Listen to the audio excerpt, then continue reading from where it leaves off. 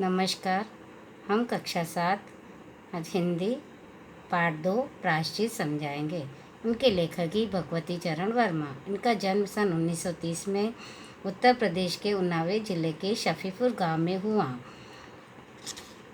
उनके पिता का देहांत अल्पायु में ही हो गया था।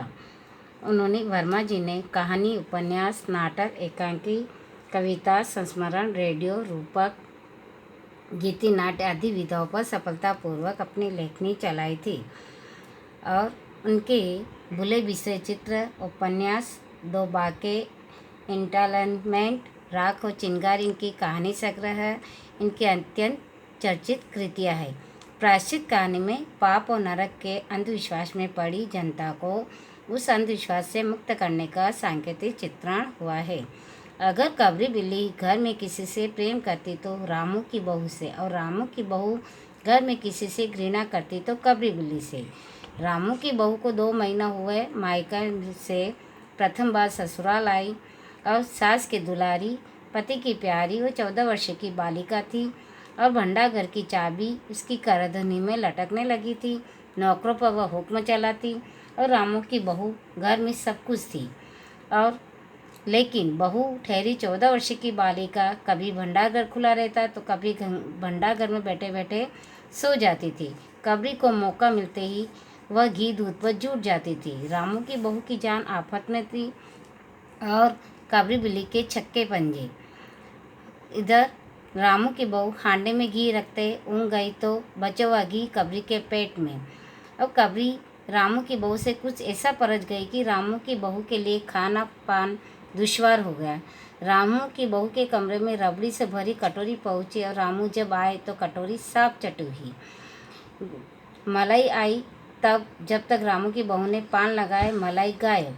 रामू की बहू ने तय कर लिया कि या तो वही घर में रहेगी या कबरी बिल्ली। मोर्चाबंदी हो गई, दोनों सतर्क हुए। बिल्ली फंसाने का कटघरा आया। दूध, मलाई, चूहे, बिल्ली को स्वादिष्ट लगने वाले विचित्र व्यंजन रखे गए, लेकिन बिल्ली ने उधर निगाह तक न डाली। इधर कबरी ने सरगर्मी दिखलाई। अभी तो वह रामू की बहू से डरती थी, पर वह साथ लग गई। रामू की बहू उस पर हाथ न लगा सके। कबरी के हौसले बढ़ जाने से रामू की बहू का घर में रहना मुश्किल हो गया। उसे मिलती थी सास की मीठी झिड़कारियाँ और पतिदेव को रुका सूखा भोजन। एक दिन रामू की बहू ने रामू के लिए खीर बनाई, उसमें सोने का वर्क चिपकाया और खीर से भरकर कटोरा कमरे के एक ऐसे ऊंचे ताक पर रखा गया जहाँ बिल्ली तक न पहुँचे। रामू की बहू उसके बाद पान लगाने में लग गई। उधर कमरे में बिल्ली आई। ताक के नीचे खड़े होकर उसने ऊपर कटोरे के देखा, सूंघा, माल अच्छा है। ताक की ऊंचाई अंदाजी रामू की बहू पान लगाई। पान लगा कर रामू की बहू सास जी को पान देने चली गई और कबरी ने छलांग मारी। पंजा कटोरे में लगा। झनझनाट की आवाज़ के साथ फर्श पर आवाज़ रामू की बहू के कान में पहुंची। सास के सामने पान फेंककर वह दौड़ी। क्या देखती है कि फूल का कटोरा, टुकड़े टुकड़े और खीर फर्श पर। बिल्ली डट कर खीर उड़ा रही। रामू की बहू को देखते ही कबरी चंपत यानी कबरी बिल्ली गायब हो गई, भाग गई। रामू की बहू पर खून सवार हो गया। अब वो सोचा कि न रहे बास न बजे, यानी समूल नष्ट करना चाहती थी उसको, तो इसकी हत्या के लिए कमर कस ली और दाव अब किसी भी दाव से कबरी पर वार किया जाए कि फिर जिंदा न बचे, यही पड़े पड़े सोचती रही। सुबह उठी तो देखी कि देहरी पर बैठी बड़े प्रेम से उसे देख रही है कबरी। अब रामू की बहू ने कुछ सोचा, इसके बाद मुस्कुराती हुए उठी। कबरी रामू की बहू के उठते ही खिसक गई। रामू की बहू एक कटोरा दूध कमरे के दरवाजे की देहरी पर रखकर चली गई। हाथ में पाटा लेकर वह लौटी तो देखती है कि कबरी दूध पर झूठी है। मौका हाथ में आ गया। सारा बल लगाकर पाटा उसके बिल्ली पर पटक दिया। कबरी न हिली, न डुली, न चीखी, न चिल्लाई, बस एकदम उलट गई। आवाज़ जो हुई तो मेहरी झाड़ू छोड़कर, मिश्रानी रसोई छोड़कर, सास पूजा छोड़कर घटना स्थल पर उपस्थित हो गई। रामू की बहू सिर झुकाए वह अपराधी की भांति बातें सुन रही थी। मेहरी बोली, अरे राम, बिल्ली तो मर गई। माँ जी, बिल्ली की हत्या बहू से हुई है, यह तो बुरा हुआ है। मिश्रानी, माँ जी, बिल्ली की हत्या और आदमी की हत्या बराबर है। हम तो रसोई न बनाएंगे जब तक बहू के सिर पर हत्या रहेगी। सास जी बोली, हाँ ठीक है, तब तक बहू के सिर से हत्या न उतर जाए तब तक कोई पानी पी सकता है न खाना खा सकता है। तब मेहरी ने कहा है कि पंडित जी को बुला लाऊं। सास की जान में जान आई और वो जल्दी दौड़ के पंडित जी को बुला लाई। तब पंडित जी परम सुख को जब यह खबर मिली, उस समय पूजा कर रहे थे। खबर पाते ही उठ खड़े हुए। पंडिताइन ने मुस्कुराते बोले, भोजन न बनाना, लाला घासीराम की पतों ने बिल्ली मार डाली है, प्रायश्चित होगा, पकवानों पर हाथ लगेगा। पंडित परम सुख चौबे छोटी सी मोटे से आदमी थे, लंबाई 4 फुट 10 इंच, तौन का घेरा 58 इंच, चेहरा गोल मटोल, मूछें बड़ी बड़ी, रंग गोरा, चोटी कमर तक पहुँचती हुई। कहा जाता है कि मथुरा में जब पंसेरी खुराक वाले पंडितों को ढूंढा जाता था तो पंडित परम सुख को इस लिस्ट में प्रथम स्थान दिया जाता था। पंडित परम सुख पहुँचे और कोरम पूरा यानी कार्यक्रम पूरा हुआ। पंचायत बैठी और किस्नों की माँ ने कहा, पंडित जी, बिल्ली की हत्या से कौन सा नरक मिलता है? पंडित परम सुख ने पत्रा देखते हुए कहा, बिल्ली की हत्या अकेले से तो नरक का नाम नहीं बतलाया जा सकता है, वह मुहूर्त भी मालूम हो जाए। जब बिल्ली की हत्या हो गई तब नरक का पता लग सकता है। यही कोई 7 बजे मिश्रानी ने कहा। पंडित परम सुख ने पन्ने पलटे, उंगलियां अक्षर पे चलाई, फिर माथे पर हाथ लगाया और कुछ सोचा और चेहरे पर धुंधलापन के माथे पर बल खा गए। कुछ नाक सिकोड़ी और गंभीर स्वर में करा, हरे कृष्णा, बड़ा बुरा हुआ। प्रातःकाल ब्रह्म मुहूर्त में बिल्ली हत्या, घोर कुंभीपाक नरक का विधान है। रामू की माँ, यह तो बड़ा पाप हुआ। रामू की माँ की आंखों में आंसू आ गए। तो फिर पंडित जी, अब क्या होगा, आप ही बतलाइए। तोलमोल शुरू हुआ और मामला 11 तोले की बिल्ली पर ठीक हो गया। इसके बाद पूजा पाठ की बात आई। पंडित परम सुख ने कहा, उसमें क्या मुश्किल है, हम लोग किस दिन के लिए? रामू की माँ, मैं पाठ कर दिया करूँगा, पूजा की सामग्री आप हमारे घर भिजवा देना।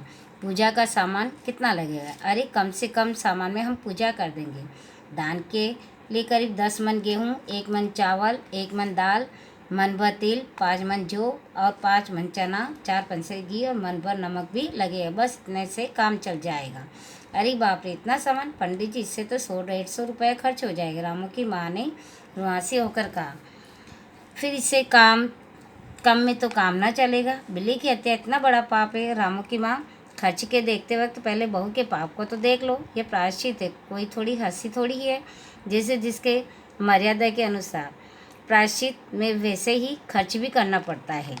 आप वैसे थोड़ी हो। 100-150 रुपया आप लोगों के हाथ का मेल है।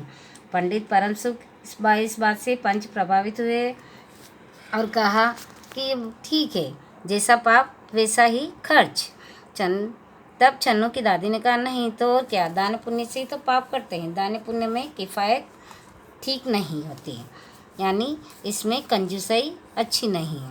तब मिश्रा ने कहा, माँ जी, आप लोग बड़े आदमी हैं, इतना खर्च आप लोगों के लिए अखरेगा नहीं। तब रामू की माँ ने अपने चारों देखा। सभी पंच पंडित जी के साथ पंडित परम सुख मुस्कुरा रहे थे और रामू की माँ एक तरफ से बहू के लिए कुंभीपाक न रखे तो दूसरी तरफ तुम्हारे जिम्मे थोड़ा खर्च है, सो उनसे मुँह न मोड़ो। एक ठंडी सांस लेते हुए रामू की माँ ने कहा, अब तो जो नाच नचाओगे नाचना ही पड़ा।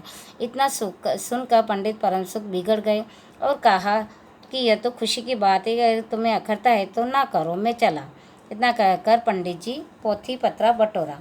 अरे पंडित जी, रामू की माँ को कुछ नहीं अखरता है, बेचारी को कितना दुख है, बिगड़ो ना। मिश्रानी, चन्नू की दादी और किस्नू की माँ ने एक स्वर में कहा। रामू की माँ ने पंडित जी के पैर पकड़े। पंडित जी ने अब जमकर आसन लगाए और क्या 21 दिन के पाठ के 21 रुपये, 21 दिन तक दोनों वक्त 5-5 ब्राह्मणों को भोजन करवाना पड़ेगा। कुछ रुककर पंडित परम सुख ने कहा, तो इसकी चिंता न करो, मैं अकेले दोनों समय भोजन कर लूँगा और मैं अकेले भोजन करने से 5 ब्राह्मणों का भोजन फल मिल जाएगा। अर्थात वो अकेले खाना चाहते थे, 5 ब्राह्मणों का भोजन वो अकेले ही लेना चाहते थे। यह तो पंडित ठीक नहीं है, पंडित जी की तौन तो देखो। मिश्रानी मुस्कुराते हुए पंडित जी पर व्यंग करते हैं। तो अच्छा, फिर प्रायश्चित का प्रबंध करवाओ। मैं रामू की माँ 11 तोला सोना निकालो, मैं उसकी बिल्ली बनवा लाऊँ। 2 घंटे में बिल बनवा कर लौटूंगा। तब तक पूजा का सब प्रबंध करके रखना और देखो पूजा के लिए। इतना कहते ही पंडित जी की बात अभी खत्म नहीं हुई कि मेहरी हाँफती हुई कमरे में घुस आती है और सब लोग चौंक उठते हैं। तब रामू की माँ ने घबरा कर कहा, अरे क्या हुआ रे? तो मेहरी ने लड़खड़ाते स्वर में कहा, माँ जी, बिल्ली तो उठकर भाग गई है। इससे यह सिद्ध होता है कि पंडित परम सुख के जो सपने थे वो अधूरे ही रह गए और जो अंधविश्वास में उन सबको डाल रखा था वो वहीं का वहीं रह गया।